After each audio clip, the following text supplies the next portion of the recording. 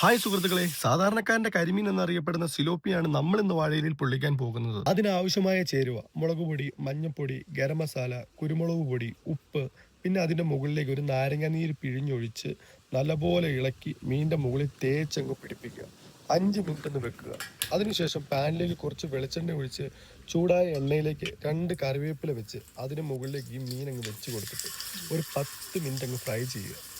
അപ്പോഴേക്കും അടുത്ത പാനിലേക്ക് മീൻ പൊള്ളിക്കാനുള്ള മസാല തയ്യാറാക്കാം. കുറച്ച് വെളിച്ചെണ്ണ, ഇഞ്ചി, വെളുത്തുള്ളി, കൊച്ചുള്ളി, സവോള, പച്ചമുളക്, കറിവേപ്പില ഇട്ട് നല്ലപോലെ ഇളക്കി അതിനുശേഷം മഞ്ഞൾപ്പൊടി, മുളക് പൊടി, ഗരം മസാല, കുരുമുളക് പൊടി, തക്കാളി ഇട്ട് നല്ലപോലെ ഇളക്കിയതിന് ശേഷം കുറച്ച് തേങ്ങാപ്പാൽ ഒഴിച്ച് നല്ലപോലെ കുറുകി വന്നാൽ മസാല റെഡി. വാട്ടിയെടുത്ത വാഴയിലയിലേക്ക് മസാല തേച്ച് അതിന് മുകളിൽ മീൻ വെച്ച് വീണ്ടും മസാല തേച്ച് അതങ്ങ് അടച്ച് പൊതിഞ്ഞ് കെട്ടുക. എന്നിട്ട് ഒരു പാനിലേക്ക് അടച്ചു വെച്ച് മീനങ്ങ് പൊള്ളിച്ചെടുത്താൽ സിലോപ്പിയ പൊള്ളിച്ചത് റെഡി. കരിമീൻ പൊള്ളിച്ചതാണോ സിലോപ്പിയ പൊള്ളിച്ചതാണോ നിങ്ങൾക്ക് കൂടുതൽ ഇഷ്ടം? കമൻറ്റ് ചെയ്യാൻ മറക്കല്ലേ.